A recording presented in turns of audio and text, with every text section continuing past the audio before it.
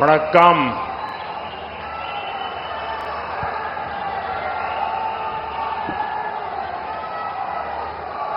भारत माता की, भारत माता की, भारत माता की। वणक्कम। मंच पर उपस्थित तमिलनाडु के राज्यपाल श्री आर.एन. रवि जी, मेरे सहयोगी सर्बानंद सोनोवाल जी, श्रीपद नाइक जी, शांतनु ठाकुर जी, एल मुरुगन जी, राज्य सरकार के मंत्री,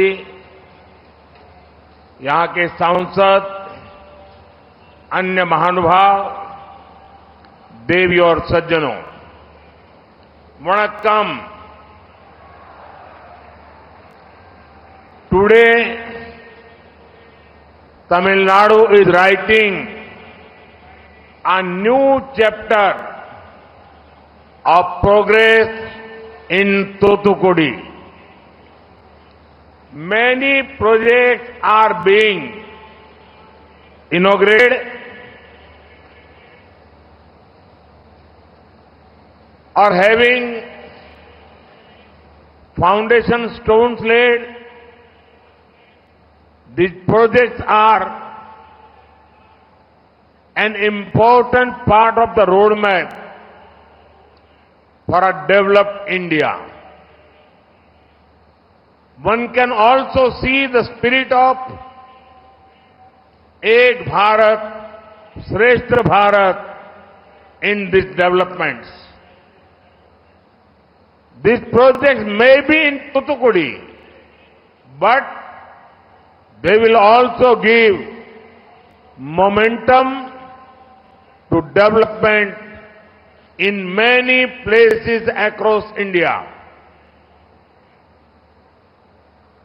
மேடையில் வீற்றிருக்கும் தமிழ்நாட்டின் ஆளுநர் ஆர்.என். ரவி அவர்களே, என்னுடைய சகாவான சர்பானந்த் சோனோவால் அவர்களே, ஸ்ரீபாத் நாயக் அவர்களே, சாந்தனு டாக்கூர் அவர்களே, டாக்டர் எல் முருகன் அவர்களே, மாநில அரசின் மாண்புமிகு அமைச்சர் அவர்களே, தொகுதியின் மாண்புமிகு நாடாளுமன்ற உறுப்பினர் அவர்களே, ஆண்டோர்களே, தாய்மார்களே, பெரியோர்களே, வணக்கம்.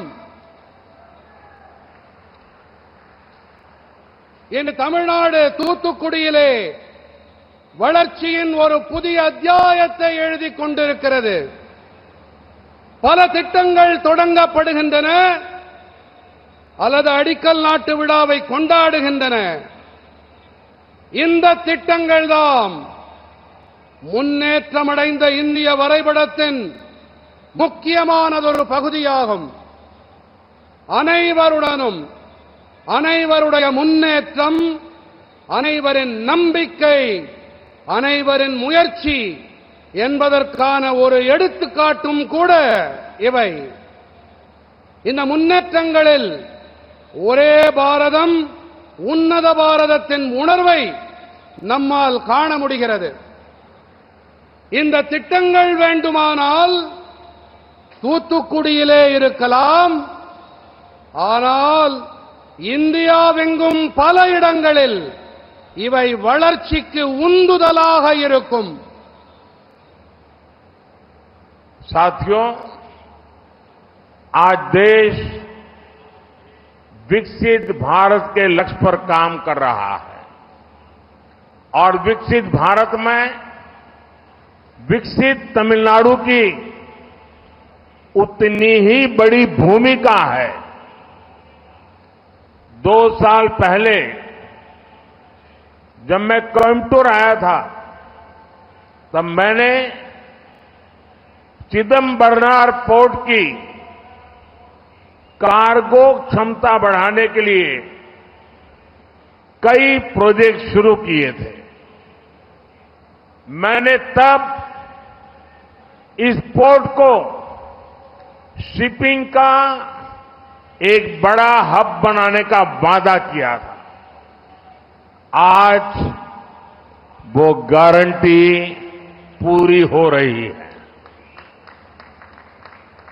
बीओ चिदंबरनार पोर्ट, इसके लिए जिस आउटर हार्बर कंटेनर टर्मिनल का लंबे समय से इंतजार किया जा रहा था, आज उसका शिलान्यास हुआ है।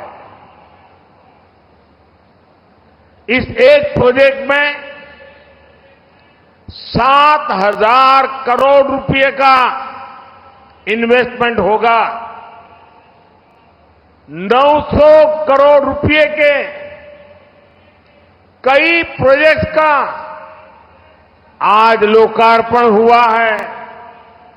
इसके अलावा आज अलग अलग पोर्ट पर करीब 2,500 करोड़ रुपए के 13 नए प्रोजेक्ट्स का भी यहां से शिलान्यास हुआ है।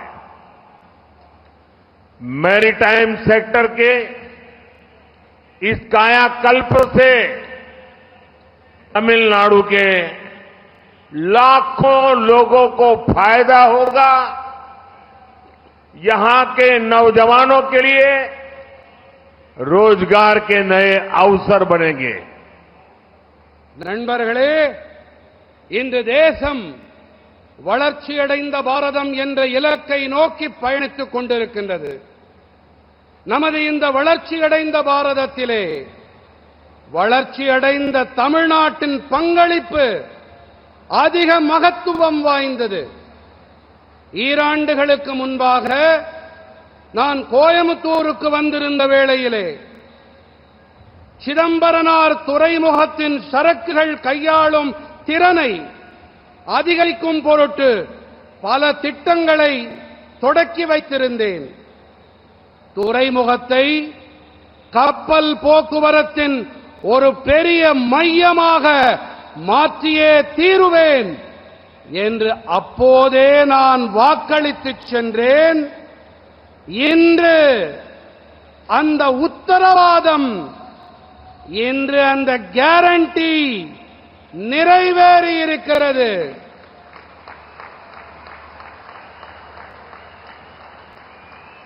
வாவு சிதம்பரனார் துறைமுகம் துறைமுகத்திற்கு வெளியேயான சரக்கு கப்பல் முனையத்திற்காக வெகு காலமாக காத்திருக்கிறது. இன்று அதற்கான அடிக்கல் நாட்டப்பட்டிருக்கிறது. இந்த ஒரு திட்டத்தில் மட்டும் 7,000 கோடி ரூபாய் முதலீடு செய்யப்பட இருக்கிறது. 900 கோடி ரூபாய் மதிப்பிலான பல திட்டங்களும் கூட இன்று மக்களுக்கு அர்ப்பணிக்கப்பட்டிருக்கின்றன. இவற்றை தவிர இன்று பல்வேறு துறைமுகங்களில் கிட்டத்தட்ட 2,500 கோடி ரூபாய் பெறுமானமுள்ள 13 புதிய திட்டங்களும் இங்கே அடிக்கல் நாட்டப்பட்டிருக்கின்றன. கடல் வாணிபத்திற்கு அளிக்கப்பட்டிருக்கும் இந்த புத்துயிர் மற்றும் புதுத்தெம்பு காரணமாக தமிழ்நாட்டின் லட்சக்கணக்கான பேர்களுக்கு ஆதாயம் கிடைக்கும். இங்கே இருக்கும் இளைஞர்களுக்கு வேலைக்கான புதிய சந்தர்ப்பங்கள் உருவாகும். साथियों, मुझे तमिलनाडु की जनता को और देश की जनता को एक सत्य बताना जरूरी है और बड़े दुख के साथ सत्य कड़वा होता है, लेकिन सत्य जरूरी भी होता है। मैं सीधा सीधा आरोप लगाना चाहता हूं यूपीए सरकार पर।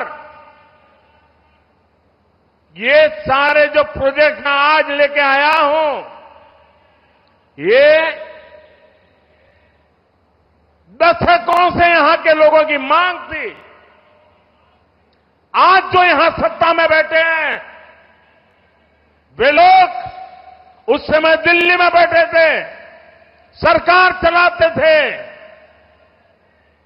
ये डिपार्टमेंट चलाते थे, लेकिन उनको आपके विकास की परवाह नहीं थी। बातें तमिलनाडु की करते हैं, लेकिन तमिलनाडु की भलाई के लिए कदम उठाने की हिम्मत नहीं थी।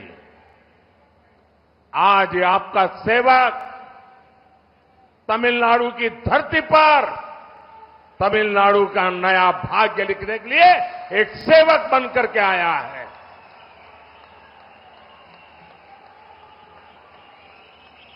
நண்பர்களே,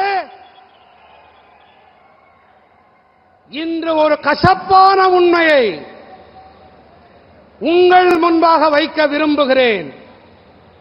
உண்மை கசப்பாக இருக்கலாம், ஆனால் அதன் உண்மைத்தன்மை மிகவும் சத்தியமானது. நான் நேரடியாக யூபிஏ அரசாங்கத்தின் மீது நான் குற்றச்சாட்டை முன்வைக்க விரும்புகின்றேன். பல தசாப்தங்களாக இங்கே இப்போது அரங்கேறிக் கொண்டிருக்கின்ற இந்த நலத்திட்டங்கள் இவை வெறும் கோரிக்கைகளாக மட்டுமே இருந்து வந்தன. இவை நிறைவேற்றப்படாமலேயே இருந்தன. ஆனால் இன்று உங்களுடைய சேவகன், பிரதம சேவகனாக நான் இங்கே உங்களுடைய விருப்பங்களை, உங்களுடைய கோரிக்கைகளை, அந்த கனவுகளை நனவாக்க உங்கள் முன்பே வந்திருக்கின்றேன். साथियों, आज भारत की पहली हाइड्रोजन फ्यूल फेरी को भी लॉन्च किया गया है।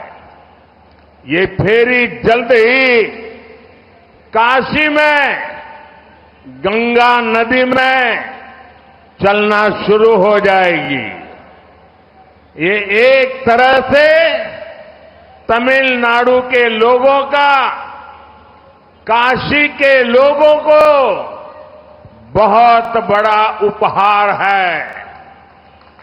और काशी और तमिलनाडु का नाता मैं पिछले दिनों काशी तमिल संगम में जो ऊर्जा देखता हूं, जो भक्ति देखता हूं, जो भारत के प्रति प्यार देखता हूं, तो काशी के लोग और काशी जाने वाला हर कोई देशवासी जब इस फेरी में बैठेगा तो उसको तमिलनाडु भी अपना लगेगा। आज बीओसी पोर्ट पर desalination plant, green hydrogen production और बंकरिंग फैसिलिटीज का भी आरंभ हुआ है। इन प्रोजेक्ट से तूतुकुड़ी और तमिलनाडु ग्रीन एनर्जी और सस्टेनेबल डेवलपमेंट का एक बड़ा सेंटर बनेगा। आज दुनिया सुरक्षित भविष्य के लिए जिन विकल्पों की ओर देख रही है, तमिलनाडु उसमें बहुत आगे जाएगा।